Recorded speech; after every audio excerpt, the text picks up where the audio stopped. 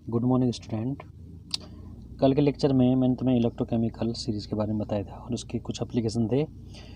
उन एप्लीकेशन पे जो क्वेश्चन है वो मैं तुम्हें बताऊंगा आज।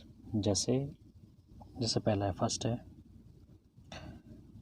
Determination standard electrode potential E0 का मान निकालना। पहला जो एप्लीकेशन है उसका वो है डिटर्मिनेशन स्टैंडर्ड इलेक्ट्रोड पोटेंशियल। तो जैसे किसी सेल के लिए, जैसे देखो मैग्नीशियम और जिंक, जैसे मैग्नीशियम और या Mg2 positive Zn2 positive oblique Zn, इसके लिए मान दे रखा है E0 का मान E0 Mg2 positive oblique Mg, इसका मान दे रखा है -2.37 और कॉपर जिंक के लिए होता है Zn2 positive oblique Zn, reduction potential होता है -0.76 वोल्ट।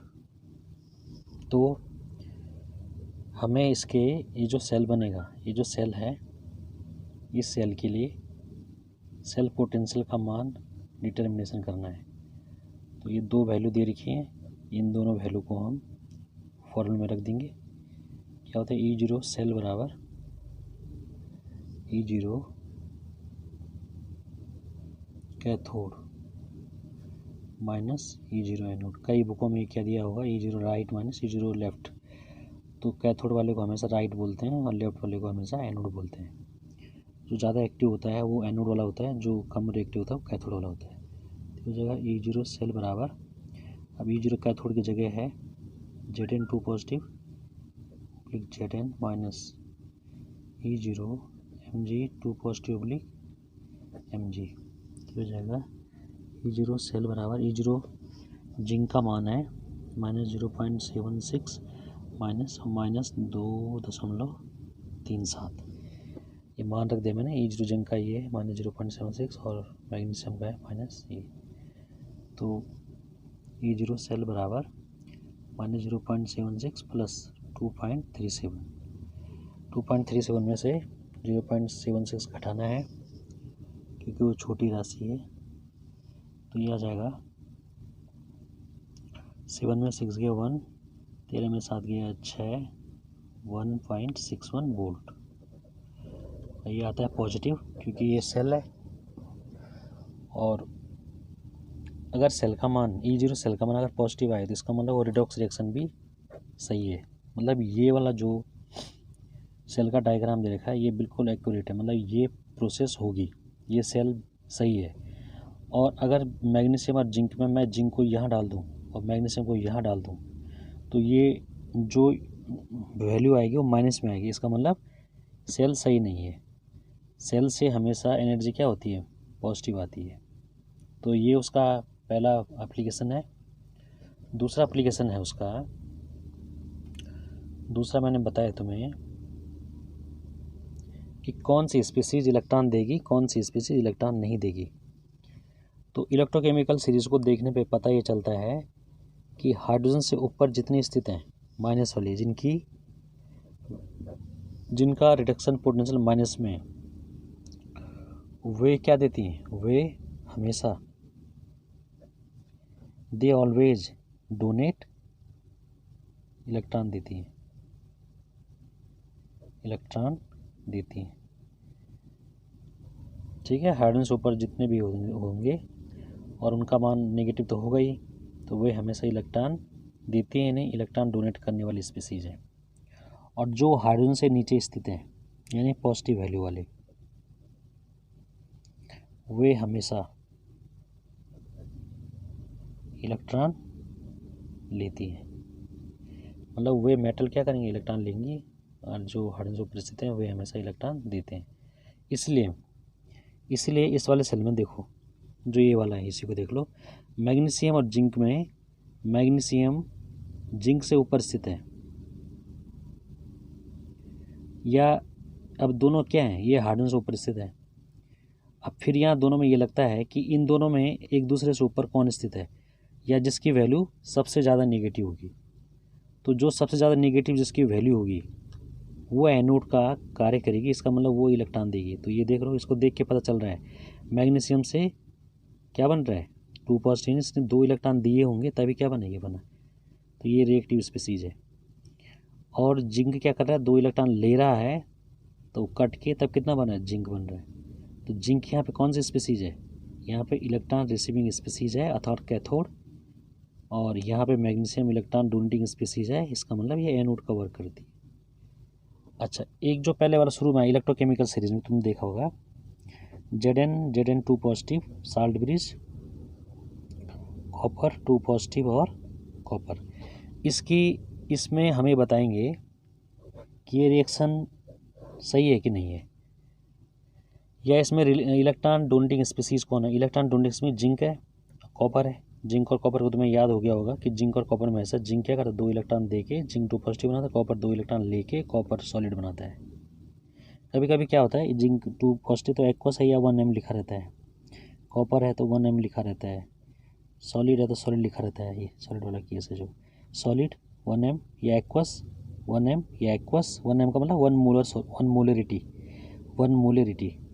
मोलरिटी और सॉलिड। तो इसमें एनोड कौन होगा, इसमें एनोड है जिंक और कैथोड है ये, इसका मतलब ये रिएक्शन क्या है, रिडॉक्स है और ये प्रोसेस होगी।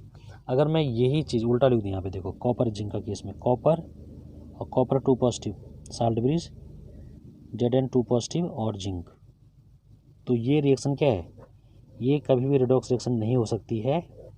क्यों नहीं हो सकती, क्योंकि कॉपर और जिंक के केस में कॉपर का काम है इलेक्ट्रॉन लेना, लेकिन ये क्या कर रहा है, इलेक्ट्रॉन दे रहा है, इसको इलेक्ट्रॉन दे रहा है एनोड पे, तो तभी तो ये बन रहा है, जबकि इसका काम थोड़ी ना है। कॉपर जिंक में हमें ये ध्यान रखना कि जिंक क्या ज़्यादा एक्टिव है, तो ये ऊपर वाली रिएक्शन ये ज़्यादा प्रॉपर रिएक्शन है इसके लिए, ये बैकवर्ड रिएक्शन होगी, फॉरवर्ड नहीं होगी।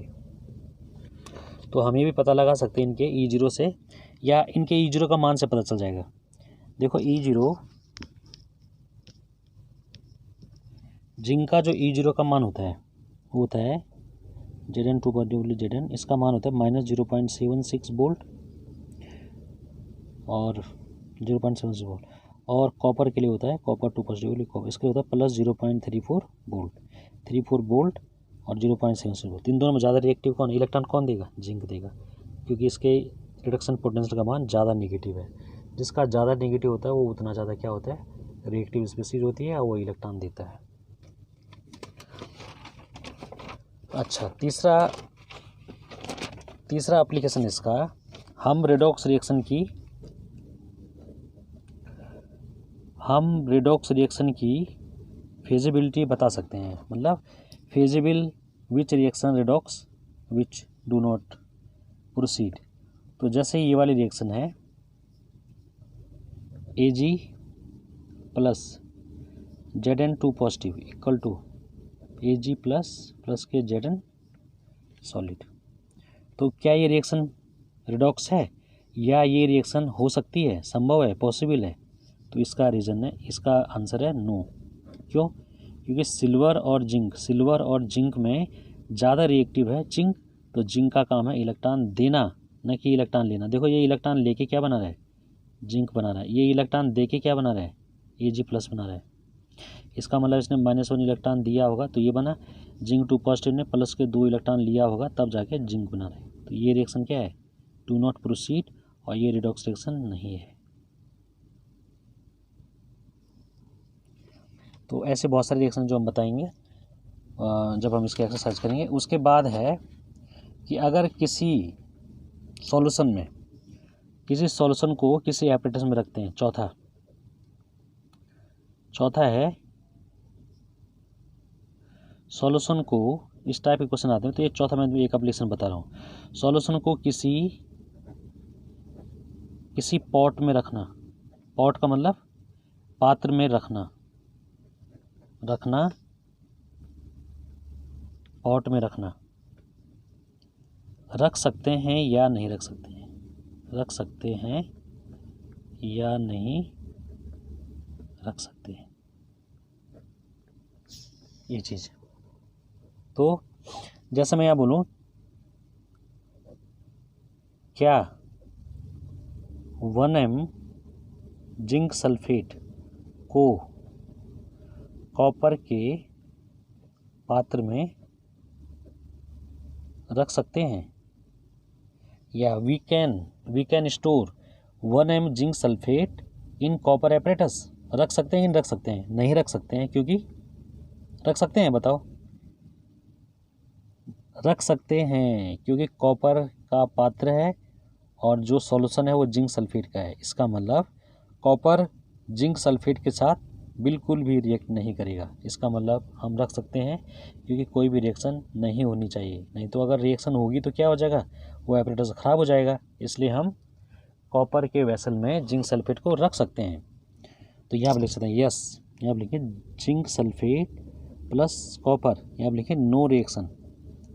इसका मतलब yes I can store zinc sulphate in copper vessel. हाँ, हम जिंक सल्फेट को कॉपर के पात्र में रख सकते हैं, ये कॉपर है, ठीक है। और अगर इसका सेकंड क्वेश्चन बन जाए, क्या कॉपर सल्फेट को जिंक के पात्र में रख सकते हैं, जिंक के पात्र में रख सकते हैं, तो यहाँ पे बिल्कुल नहीं। Zinc plus copper sulphate equal to, ये तो इससे रिएक्ट कर लेगा, प्लस कॉपर, कॉपर को क्या कर रिड्यूस कर देगा, क्योंकि जिंक क्या है, एक्टिव मेटल है, वो इलेक्ट्रॉन देगा इसको, तो ये हट जाएगा, कॉपर हट जाएगा यहाँ से, कॉपर सेल बन जाएगा। ये तो वैसे भी इलेक्ट्रोकेमिकल सेल है, तो जिंक सल्फेट बन लेगा। जब ये बन जाएगा तो इसका मतलब जिंक का पात्र क्या हो जाएगा, ख़राब हो जाएगा। तो जिंक का जो वेसल है वो ख़राब हो जाएगा, तो फिर हम क्यों रखेंगे उसको। तो इस टाइप के बहुत सारे क्वेश्चन आते हैं जो हमें थोड़ा ध्यान रखने हैं। इसके अलावा इसके बाद जो टॉपिक है, अगर हमारे पास स्टैंडर्ड कंडीशन ना हो, इफ़ टेम्परेचर 298 केल्विन 2 केल्विन ना हो, प्रेशर भी 1 atm ना हो, और ख़ासकर कंसंट्रेशन अगर 1 m ना हो, किसी अर्ध सेल की अगर 0.01 है और दूसरे की 0.001 है, या किसी की 0.1 है या किसी की 1 m है, इस वाले एनोड वाले सेल की ये है, कैथोड वाले की ये है, हाफ सेल की, तो फिर क्या हो जाएगा, फिर तब जो E0 का मान आएगा वो हम अगर उस फॉर्मूले से निकालेंगे तो वो क्या आएगा, वो सही नहीं आएगा, वो करेक्ट नहीं आता है वो। तो तब इसके लिए एक इक्वेशन आती है, तब उसको हम करेंगे, तब ये वाला फॉर्मूला नहीं लिखता है, E0 सेल बराबर E0 cathode minus E0 anode. तब ये वाला फॉर्मूला यूज नहीं करते हैं जब इस टाइप के कंसंट्रेशन में डिफरेंस हो जाता है। इधर ये दे रखी है, इधर ये दे रखी है, इधर ये दे रखी है, इधर ये दे रखी है, ये तब है यूज जब हम दोनों जगह क्या होती है, कंसंट्रेशन 1 m होती है। दूसरे वाले हाफ सेल की 1 m और इस वाले सेल की भी 1 m होती है, तब हम उसका यूज नहीं करेंगे। E0 सेल बराबर E0 cathode minus E0 anode का। ये तब है जब दोनों जगह क्या 1 m है या दोनों जगह सेम कंसंट्रेशन होती है। लेकिन जब कंसंट्रेशन में डिफरेंस आ जाता है, इधर इस वाले हाफ सेल की ये है, दूसरे वाले की ये है, या 0.1 है या 1 m है, या 1 m है या 0.1 है, तो तब इसका यूज नहीं करेंगे। तब उस वजह से उसका फॉर्मूला सही नहीं आता है। तो इसके लिए तब हम यूज़ करेंगे नस्ट इक्वेशन। और नस्ट इक्वेशन एक ऐसी इक्वेशन है जो इस एग्जैक्ट मान को सही से निकाल देगी। तो हम देखो क्या करेंगे, इसमें लिख दिया यहाँ पे नस्ट समीकरण, नया टॉपिक नस्ट इक्वेशन। अब देखो होता क्या है, जैसे एक हाफ सेल है m सॉलिड माइनस के n इलेक्ट्रॉन इक्वल टू क्या बन जाएगा, Mn पॉजिटिव एक्वस। इसके लिए होता है क्या, नस्ट इक्वेशन देखो, ई सेल बराबर, तब देखो ई सेल आता है, ई जीरो सेल नहीं, क्योंकि कंडीशन नहीं है। अब कंडीशन अगर होती तो ई जीरो आता, अब कंडीशन नहीं है तो ई सेल बराबर निकालते हैं, और ई जीरो सेल तो आता ही आता है माइनस 0.0591 बटे एन इंटू लॉग 1 बटे M N positive, concentration of solution M N positive. तो तब हम इस, जैसे ये हाफ सेल है, इसके लिए नस इक्वेशन इस टाइप का हो जाएगा अगर कंसंट्रेशन चेंज है तो। अब देखिए, अगर डबल सेल होगा, ये तो सिंगल सेल है, और जैसे सपोज जिंक और कॉपर सेल है, जिंक और कॉपर का सेल है, इसके लिए नस इक्वेशन क्या हो जाएगी, ई सेल बराबर ई जीरो सेल। अच्छा, ई जीरो सेल का मान तो इसमें आता ही आता है नस इक्वेशन में, लेकिन हमने निकालना है ई सेल, क्योंकि स्टैंडर्ड कंडीशन में तो ये होता है, स्टैंडर्ड कंडीशन नहीं तो ई सेल बराबर, तो ये हो जाएगा माइनस 0.0591 बटे एन इंटू होता है लॉग एनोड बटे कैथोड। ये तुम्हें याद रखना, एनोड की कंसंट्रेशन, क्योंकि एक्टिव मास है तो जो कंसंट्रेशन होगी यहाँ आएगी, जो ब्रैकेट के अंदर लिखी रहती है यहाँ आती है। तो जिंक और उसका सेल है तो ये हो जाएगा ई सेल बराबर ई जीरो सेल को लिखी दी ई जीरो क्या होता है, copper 2 positive oblique copper minus E zero Z 2 positive oblique Z, ये चीज़, और माइनस 0.0591 बटे एन का मतलब होता है number of electron involving in reaction, number of electron involving in reaction, ये हो जाएगा लॉग, यहाँ हो जाएगा जेड 2 की कंसंट्रेशन बटे कॉपर 2 पॉजिटिव की कंसंट्रेशन, जो ब्रैकेट में दिया रहेगा इस टाइप का। तो ये है नस इक्वेशन फॉर सेल, किसी भी सेल के लिए, एनोड बटे कैथोड, या उसको लिख सकते हैं जेड 2 पॉजिटिव कॉपर, जिंक और कॉपर का होता है जेड ऊपर आ जाए कॉपर नीचे, एनोड जिंक है और कैथोड कॉपर है, 0.059 अपन एन माइनस, और ये जो मान है ये मान तो निकालना ही निकालना हमने, इसी को तो क्या बोलते हैं, ई जीरो सेल बोलते हैं, लेकिन हमें क्या निकालना है, ई सेल निकालना है। If condition is not standard, तब ई सेल बराबर ये वाला फॉर्मूला लगाना है। अच्छा, अगर मेरे पास है सिल्वर और जिंक, अगर मेरे पास ये सेल है जेड 2 पॉजिटिव, यहाँ पे suppose 0.01 salt bridge Ag plus 1m और Aj, देखो मैंने चेंज कर दिया कंसंट्रेशन, नस इक्वेशन में कंसंट्रेशन चेंज होती है, ये 1m है और यहाँ 0.01, तो समझ जाना कि नस इक्वेशन लगेगा। तब हम ये वाला तो निकालेंगे, ई सेल तो निकालना ही निकालना है। ई सेल बराबर होता है E zero Ag plus oblique Ag और minus E zero Z 2 positive oblique Z, ये चीज़, ये E zero Ag oblique Ag minus E zero Z 2 positive oblique Z, ये मान तो निकालने क्योंकि एडिशनल टर्म है ये। और ये मान कैसे आएंगे, ये मान दिए होते हैं Ag, इसका मान है प्लस 0.80 वोल्ट, इलेक्ट्रोकेमिकल सीरीज में है ये, और ये गिवन दैट भी होते हैं ई जीरो और जेड का मान। ये कुछ मान तो में याद रखने हैं, जिंक का हो गया, सिल्वर का हो गया, आयरन का हो गया, मैग्नीशियम का हो गया, कॉपर का हो गया, ये मान होता है माइनस 0.76 वोल्ट। तो ये मान मैं निकाल दूंगा यहाँ पे ई जीरो सेल बराबर सीधा सीधा। अब हमें ये देखना है कि ये कैथोड है, तो ई जीरो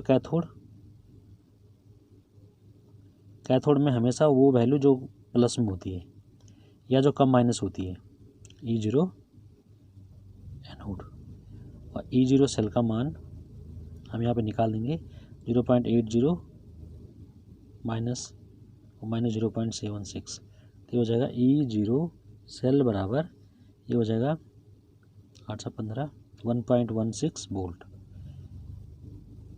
सीधा पॉजिटिव आएगा, ये मान आ गया।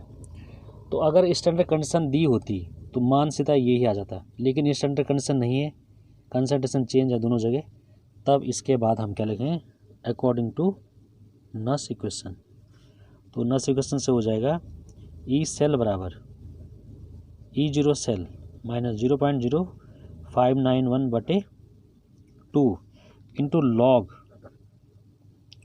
एनोड बटे कैथोड कंसंट्रेशन, तो ये हो जाएगा ई सेल बराबर ई जीरो सेल का मान 1.16 वोल्ट माइनस 591/n का मान 2 है लॉग। एनोड है 0.01 और कैथोड है 1m। अब देखिए 1m यहाँ पे 1m का स्क्वायर चढ़ेगा क्योंकि 2Ag हम यहाँ पे 2 से मल्टीप्लाई करते हैं प्लस के 2 इलेक्ट्रॉन इक्वल टू क्या होता है 2Ag सॉलिड। तो कंसंट्रेशन भी क्या हो रही है 2 टाइम्स मल्टीपल हो रही है, इसलिए स्टाइकोमेट्रिक 2 चढ़ जाएगा। इसमें तो कोई फ़र्क पड़ेगा नहीं, लेकिन अगर 0.012 होता 0.001 होता तो फ़र्क पड़ता, इसलिए ये 2 आएगा। सिल्वर के केस में कैथोड का स्क्वायर होगा, सिल्वर के केस में कैथोड का स्क्वायर होगा। क्यों? क्योंकि कंसंट्रेशन को 2 टाइम्स हम क्या करें मल्टीपल करें। तो स्टाइकोमेट्रिक है तो एक्टिव मास क्या हो जाएगा 2 टाइम्स बढ़ जाएगा। तो इसके बाद ई सेल बराबर 1.16 माइनस 0.0591/2 इंटू लॉग 0.01/1 का कोई मतलब नहीं है, छोड़ो इसको। तो नीचे वाला जो डिनोमिनेटर उसको छोड़ दें, मैंने 1 का m का स्क्वायर 1 m लिखो भी ना तो कुछ चल रहा है क्योंकि न्यूमेरिकल वैल्यू तो 1 ही आएगा। तो ये हो जाएगा ई सेल बराबर 1.16 माइनस 0.0591/2। ये हो जाएगा लॉग, लिख सकते हैं इसको 1 इंटू 10⁻⁻2। इसको मैंने एक्सपोनेंशियल में लिख दिया। तो ई सेल बराबर 1.16 माइनस 0.0591/2 इंटू लॉग हो जाएगा ये log 1 प्लस log 10⁻⁻2। अब देखो ये मैं तुम्हें बताया था एक बार ये फॉर्मूला कि जब log x मल्टीप्लाई y होता है तो log x plus log y। ये आप लिख सकते हैं ये वाला फॉर्मूले से हमने इसको, क्योंकि 2 log आ गए ना, पहले एक ही log था अब 2 log आ गए हैं। तो log होता है x मल्टीप्लाई y को लिखते हैं log x plus log y, log x plus log y। अब इससे होगा क्या, ये आसान हो जाएगा कैलकुलेशन। तो ये हो जाएगा ई सेल बराबर 1.16 माइनस 0.0, इसको डिवाइड कर दो 2 4 2 18 2 5 10। ये हो जाएगा log 1 का मान 0 होता है प्लस log ये हो जाएगा माइनस के 2 log 10। अभी देखो ये किस बेस पे हुआ है ऐसा, ये माइनस जो पावर है ये -2 यहाँ आ जाएगी यहाँ पे, तो इसको माइनस कर लेगी यहाँ -2 प्लस बाहर से पहले ही है प्लस एक ब्रैकेट लिख दिया मैंने log 10। इस तरीके से हो जाएगा ना, -2 है ये यहाँ आ जाएगी प्लस एक ब्रैकेट -2 होना इसलिए माइनस ही है क्योंकि नीचे बाहर क्या है प्लस है, तो प्लस माइनस माइनस log 10 और log 10 की वैल्यू 1।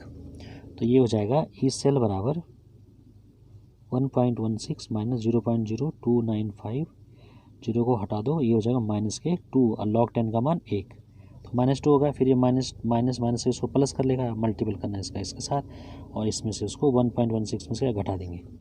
तो इसको मैं यहाँ पे कर रहा हूँ ई सेल बराबर ई जीरो सेल का मान है 1.16 प्लस माइनस माइनस का प्लस होगा 2 5 जा 10 2 9 जा 18 और एक 19 और ये हो जाएगा 0.0590। अब ये 1.16 में से घटाना है, तो इसको मैं यहाँ पे घटा रहा हूँ 1.1600 और ये है 0.0590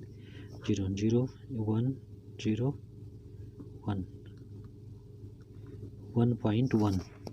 तो ये मान आ रहा है ई सेल बराबर 1.101 वोल्ट। देखो कम आ गया ना। तो जब कंसंट्रेशन चेंज होती है तो सेल की कंसंट्रेशन भी क्या होती है, सेल का जो इलेक्ट्रोड पोटेंशियल है वो भी कम आ जाता है। पहले कितना आना चाहिए 1.16 वोल्ट आना था सीधा सीधा इस फॉर्मूले से, लेकिन कंसंट्रेशन चेंज है 0.01 है, इसका 1m है, तो फिर नास इक्वेशन से ये मान हल करके इतना आ जाएगा। अच्छा, क्योंकि लॉग वाले क्वेश्चन है तो मैं तुम्हें लॉग की कुछ वैल्यू लिखा दे रहा हूँ। लॉग वाले क्वेश्चन होते हैं नास इक्वेशन में, तो लॉग सारणी लिख दो इसमें। ये जब स्कूल खुलेगा तो मैं फिर तुम्हें बताऊँगा लॉग के मान कैसे निकालते हैं। तो सबसे पहले लिखो log 1 का मान होता है 0, log 2 का मान होता है 0.3010, log 2 का मान होता है 0.4771, log 3 का मान होता है log 3 का मान ये हो गया, log 4 का मान होता है इसका स्क्वायर 0.6020, log 5 का मान होता है 0.5961, log 6 का मान होता है 0.6971, ये मान होता है उसका। log 7 का मान होता है 0.7981, log 8 का मान होता है 0 अच्छा इसको एक मिनट है, हाँ log 2 का स्क्वायर, log 2 की घात 3 हो जाएगा ना, तो log 8 का वैल्यू हो जाएगा, log 2 का मान होता है 0.3010, इसको 3 से क्या करना है, हाँ थ्री log 2 का मतलब 0.3010 हो जाएगा 0.9030, log 8 का मान 9030, log 8 का मान 9030 ये हो जाएगा। तो ये कुछ log के मान है। log 10 का मान, log 9 का मान हो जाएगा log 3 का स्क्वायर, तो 2 log 3 का मान होता है 0.4771, इसको मल्टीप्लाई कर लेंगे मान आ जाएगा, यहाँ पर लिख देना उसको, ये मैं तुम्हें बताऊंगा बाद में। log 10 का मान कितना होता है 1, log 10 का मान हमेशा 1, log 100 का मान 2 और log 1000 का मान 3, क्योंकि 10 का क्यूब होगा तो 3 log 10 और 3 log 10 का मतलब log 10 का मान 1 और 3, log 100 का मतलब log 10 के पावर 2, 2 log 10 और log 10 का मान 1। तो इस पे हम अब करेंगे बहुत सारे क्वेश्चन करेंगे। देखो जब भी हम कंसंट्रेशन क्या करेंगे, अगर हम कैथोड की कंसंट्रेशन बढ़ा रहे हैं तो हमेशा सेल की क्षमता बढ़ेगी, यानी सेल की पावर बढ़ेगी, ऐसे क्वेश्चन आते हैं इसमें। तो ये आज का टॉपिक है जो तुम्हें ढंग से इसको पढ़ना है, क्योंकि इसमें बहुत सारे क्वेश्चन हैं। फिर मैं तुम्हें कल नया टॉपिक पढ़ाऊँगा, शाम को मैं एक्सरसाइज कराऊँगा।